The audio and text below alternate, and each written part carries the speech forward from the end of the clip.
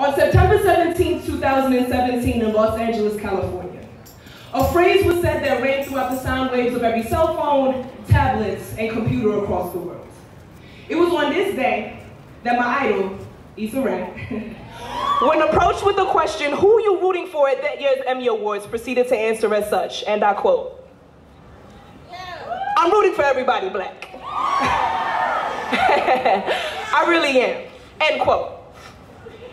It was in this moment that I felt transported to my youth. The very first time that I truly recognized my blackness, this scarlet letter burned into my flesh, as if melanin was a poison that I had no choice but to drink, and the sins of the world saturated my skin because I damn sure didn't ask to be black.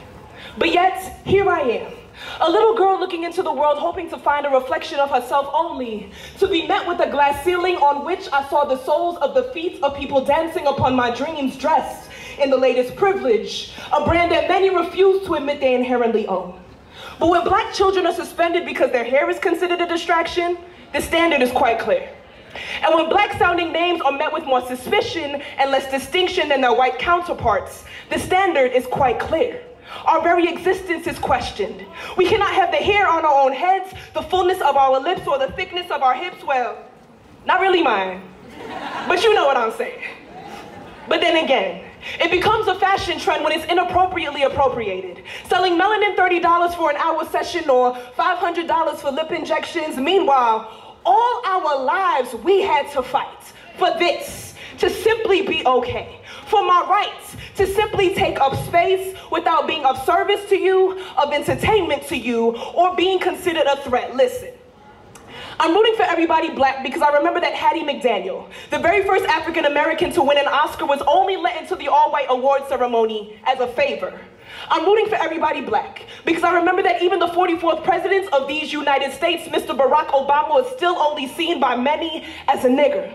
I'm rooting for everybody black because I resent the allegation that affirmative action is the root cause of my success, when it is simply there to assure that my magic is acknowledged, my magic, that dynasties before me have poured into my eloquence. Because as a black woman, speaking black has become something that I do with pride, because some of the earliest of languages were birthed in the land from which my ancestors were stolen. So my vocabulary and my intelligence in no way deny my blackness, and my occasional to frequent use of ebonics in no way denies my intelligence. So listen, I'm rooting for everybody black because I remember that 8 of the Little Rock 9 that are still alive today would be happy to educate you on why we so resiliently created a language of our own, as a proper education was always reserved for those that didn't look like me. I am rooting for you to break every glass ceiling and challenge every opposition, because when the next generation of little girls and little boys realize that they are black, I want them to realize that with pride, dignity, and hope for their future, their life does not have to be a tragedy. I want you to wear this skin, this scarlet letter, like a badge of honor, because black people, listen, we do miracles. We walk on water, held up by the sea of beautiful black bodies that came before us. We raise the dead, because living within us is the strength and resilience of our ancestors. So define yourself. You are not the stereotype of your quote-unquote hip-hop culture. You are not a monolith. You are every color of the black rainbow, every tint and every hue, as you deserve to be your own. Not a burden to your race to explain away your individuality, but you are beautiful and unique, and I am rooting for you. I am rooting for you because you is smart, you is kind, and you is important.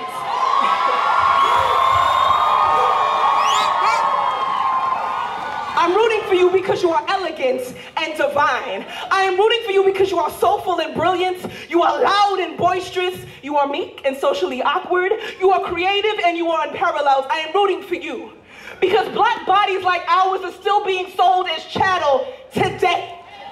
So I am rooting for you to emancipate yourself from mental slavery so that we can remove those chains. I am rooting for you. The next Martin Luther King, the next Maya Angelou, the next Lauryn Hill, the next Franz Fanon. I am rooting for you. The next Michael Jackson, the next Tessa Thompson, the next Sean Carter, the next Neil deGrasse Tyson. I am rooting for you to be the next you, to be the only you, and to make sure that your world will never forget your name.